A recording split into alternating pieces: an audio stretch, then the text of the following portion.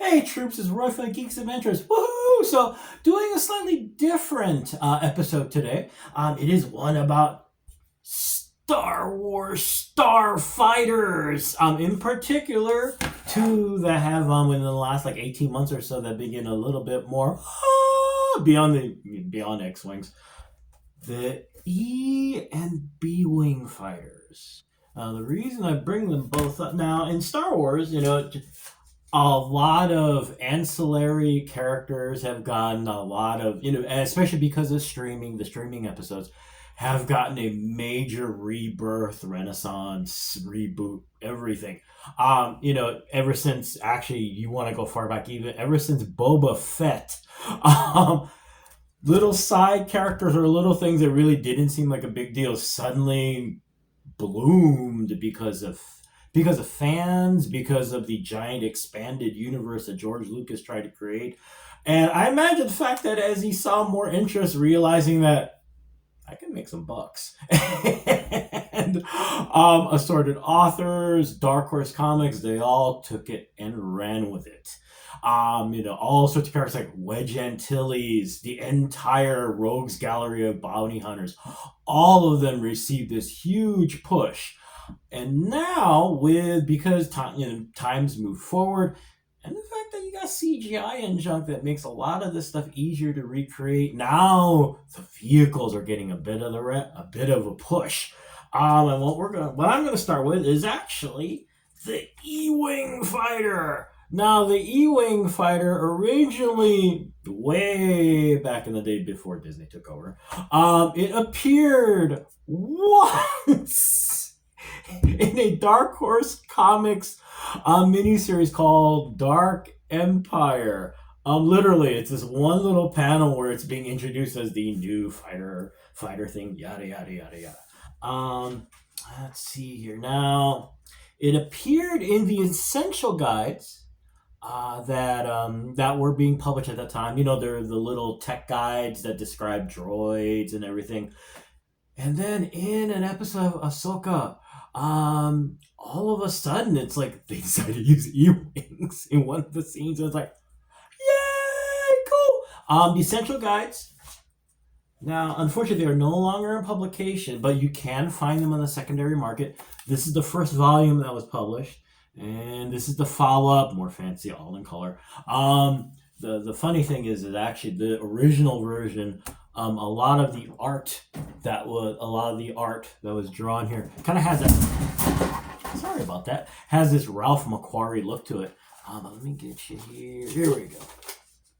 Here is the E-wing entry in the original volume. You got a lot of text about the fighter's history, weapons, and because I'm a tech geek, I love this part. You have the little diagram with all sorts of cool like labels and junk that really doesn't matter, but it's really cool. Now the second volume, excuse me.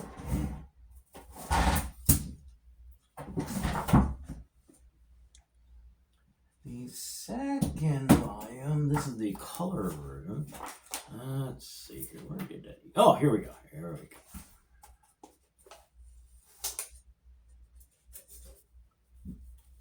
Kind of the same idea, but here, a very nice shot. Now, for those of you who have seen the episode, you're looking at up here and going, "What's that thing sticking up here?" When the vehicle was originally designed, someone thought it'd be brilliant to put a laser cannon right above the cockpit. Fortunately, saner heads went, just clip it. And in the episode of Ahsoka, you see that only has the two wing cannons. And yeah, pretty color art in the second volume. And down here, you get a little more condensed version of the diagram with all the little extra things pointing out weapons, that kind of stuff. Kind of like the older version, but hey, it's all good. Unfortunately, it hasn't. There is not a updated version of the Haynes manual. I need to put this actually. If I'm smart, I'll remember to put it in the link below. because it was obviously this was published obviously before the episode. So hopefully, hint hint, there will be an up to date version. Just saying. But anyway, so yeah, that was the genesis of the E-wing fighter. Now the B-wing, we remember a lot of folks. We all remember as originally appearing in Return of the Jedi, along with the A-wing, the little hot rod super speed interceptor in Return of the Jedi. Woo! And it was so fun the first time seeing a B-wing going, what the heck is that thing? Now the good news for the A-wing, it got some love. Because you got to see it a lot, and also you got to see it take out a Star Destroyer. The Star Destroyer, because hey, should we put shields around the little shield generator globe thingy? Nah. Or did it hit the... No, it hit the bridge. That's right. But anyway, it took out a Star Destroyer. How cool is that? Now, on the flip side, the B-wing, not so much. I think it was an episode. It was the article in IO9, I think, where they were talking about the B-wing in detail. The reason for that was because, while they were filming, because of the shape of it, it didn't film well. So they're like, Good news, like I said, a lot of these ships are getting... They're getting more recognition now with more streaming episodes, yada, yada, yada. Someone really liked the B-wing because it appeared not just in the latest episode of Skeleton Crew, which is kind of, what's causing everyone to go, oh! As my friend Faye on Facebook reminded me, thanks, Faye, it appeared in Rebels. So if you get a chance, go poking around on YouTube. It's been kicked butt. It was really cool. And actually, let me get you. Here we go. Essential Guide also has a beautiful shot. Here's the black and white shot of the B-wing.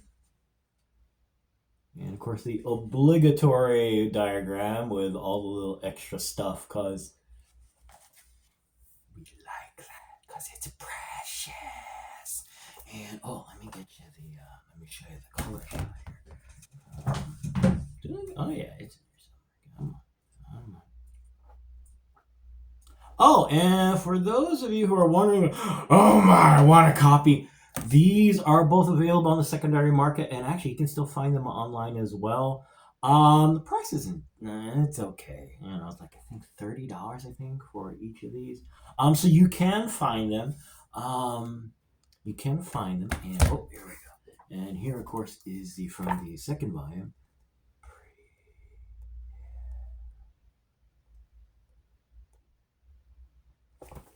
And of course, from the Haynes manual. And actually, one of the fun things. Oh yeah, this is a beautiful shot from the Haynes manual. And in both episodes, really cool thing from both Skeleton Crew, and from Rebels, you get to see that funky composite cannon.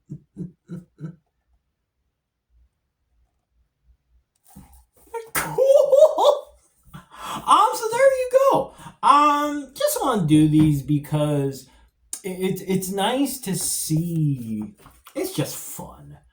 You've got this vast universe, and hopefully I don't go too much on a tangent on this, because I easily could, because that's what I do. Geek, that's what we do in general. But as much as capital ships are what make Star Trek, one of the things, let me rephrase it, sorry. There are lots of other things that make it, but and from the tech aspect. Sorry, tangent. Let's go back. For Star Wars, it is the massive amount of fighter ships, and it's fun to see that that these ships are also getting a little extra woohoo as well. So anyway, I'm gonna go because it's a Sunday and yada yada. But anyway, just wanted to share that because it's some fun stuff. And like I said, both of these volumes, the Essential Guides, both of these are available online, and goes by the Essential Guide to Vehicles and Other Stuff. This is the first volume that was originally published, and this is the second one. Okay. Lots of stuff. And of course, and hopefully I'll remember. Hopefully I'll remember to post a link, like I said. Here's the Haynes manual with more stuff in it. So anyway, I'm gonna go. Hey, y'all take care. May the force be with you, especially when you're talking about Star Wars stuff. May the odds be in your favor, and as always, be good to each other. Okay, peeps. Y'all take care. Peace. Bye.